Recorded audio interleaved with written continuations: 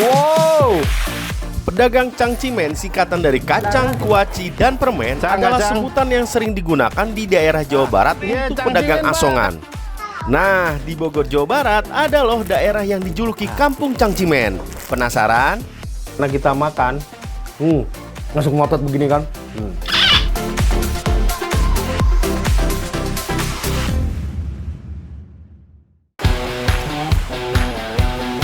Para pedagang asongan yang menjajakan dagangan dalam wadah khusus dengan kawat pengait makanan ini sering disebut pedagang cangcimen. Walaupun jualannya berbeda-beda, tapi harganya semua sama, yakni hanya Rp10.000. Biasanya pedagang cangcimen mudah ditemukan di tempat-tempat keramaian, termasuk saat lalu lintas sedang macet. Tapi sekarang nggak ada kuaci sama permen ya, cuman masih ada kacang. Cuman dia ini penyelamat ketika kita macet. Ada yang jual cangcimen. Di sini ada banyak nih yang jual, terutama di daerah jalan yang mau ke arah puncak ya, Ciawi, Gadok. Nah, di sini nih tuh. Awal mula munculnya kata cangcimen berasal dari keisengan para pedagang asongan sendiri. Mereka mau menjual dagangannya yang beraneka macam dengan satu sebutan. Lalu mereka menyingkat kacang, kuaci, permen menjadi cangcimen. Kacang, tahu, gemblong. Iya, cangcimen Pak, kacang Pak. Kata cangcimen sendiri sudah masuk dalam Kamus Besar Bahasa Indonesia atau KBBI sebagai kata benda non baku yang berarti makanan ringan yang biasa dijual oleh pedagang asongan. Kacang. Pak, kacang Pak. Ente habis makan tuh. Ternyata susah. Benar, belum cuaca panas nih ya. Belum bahaya juga mobil yang lalu lalang. Ini belum tentu kita laku nih kan. Tadi saya udah hampir sekitar 20 menit jualan, cuma laku satu kacang. Karena memang ini kan cuma camilan ya, jadi kalau misalkan macet yang nggak terlalu panjang, ya mereka lurus-lurus aja, nanti makan di tempat yang lain gitu. Dulu pertama kali muncul, pedagang cangcimen hanya membawa barang dagangan yang mudah dibawa dan cepat dibuat, seperti kacang goreng, kuaci, dan juga permen. Kacang, tahu, gemblong. Berapa nih?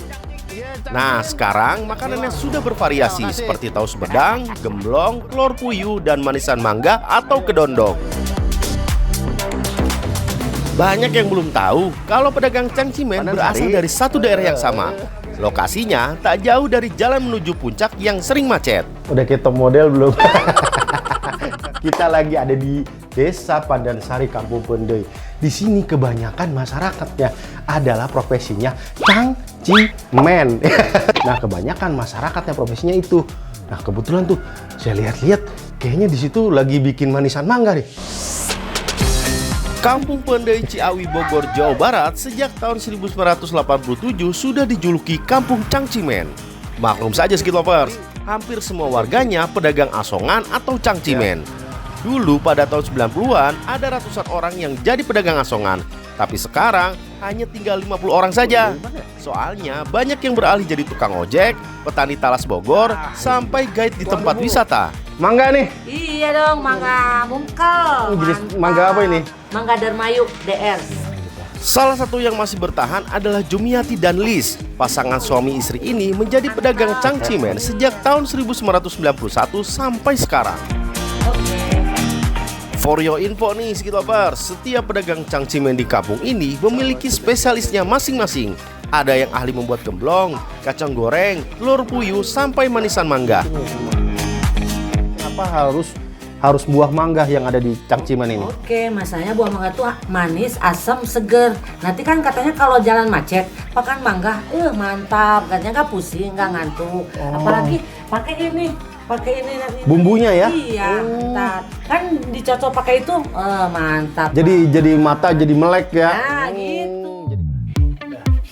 Mangga yang dipakai biasanya jenis mangga Indramayu atau cengkir. Tekstur dagingnya kenyal dan agak keras. Rasanya pun tidak semanis mangga harum manis yang dagingnya lebih lembut dari Indramayu. Kalian suka penasaran dengan warna mangga pedagang cangcimen yang kuning cerah bahkan nyaris oranye kan?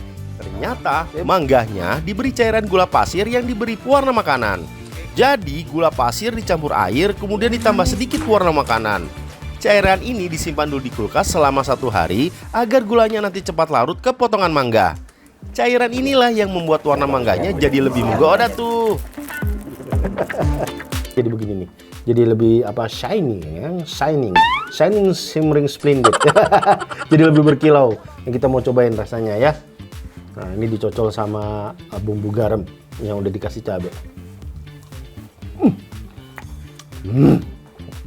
Pantesan ya kalau mangga ini biasa dijual untuk pedagang asongan Cangcimen ya. Karena kita makan, langsung ngotot begini kan.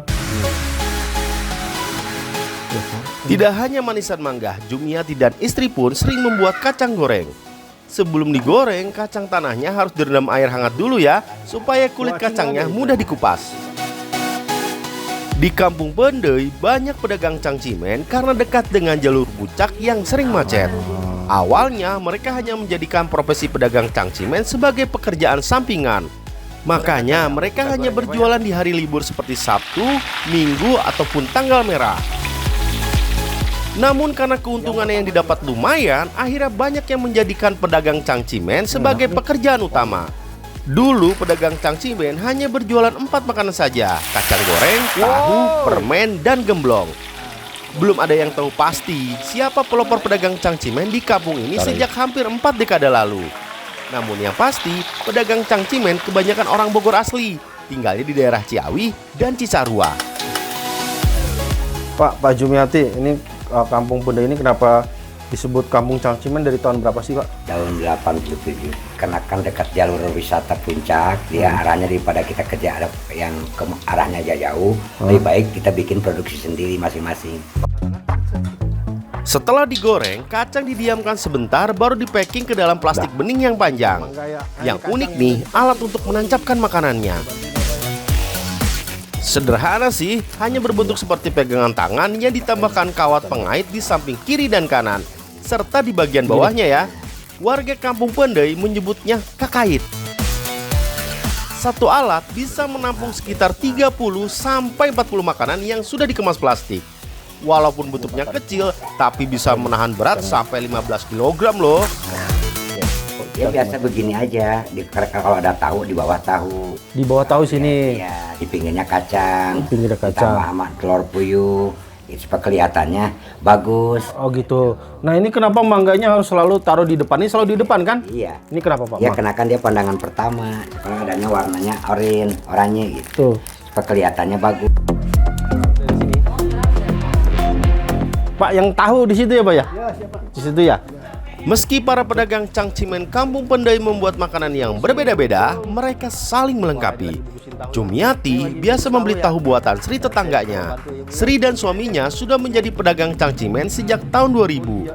Mereka menyiapkan gemblong dan tahu Sumedang untuk dibeli sesama pedagang. Tahu Sumedang yang sudah digoreng langsung dikemas dalam plastik.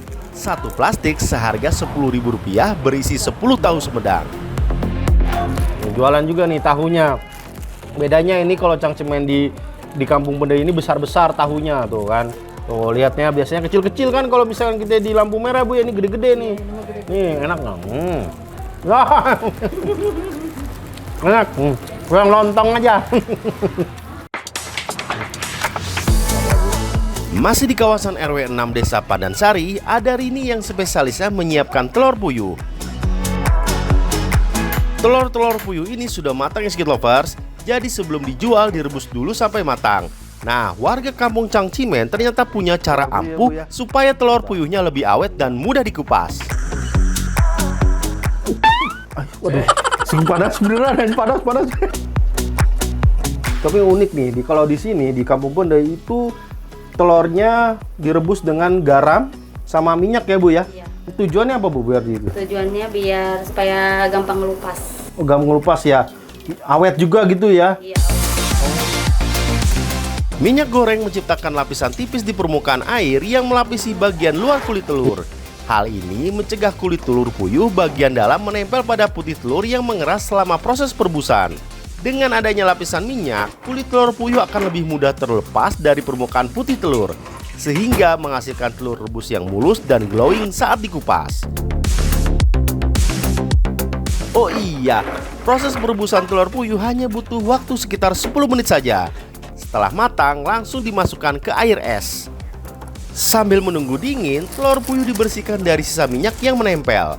Satu plastik berisi sekitar 5 telur puyuh rebus. Kampung Cangcimen lahir dari semangat memanfaatkan peluang. Teriakan-teriakan para pedagang cangcimen di jalanan yang macet menjadi nyanyian di tengah perjuangan untuk bertahan hidup. Mantap Pak, kacang Pak, beli Pak. Kacang, tahu, gemblong. Nah,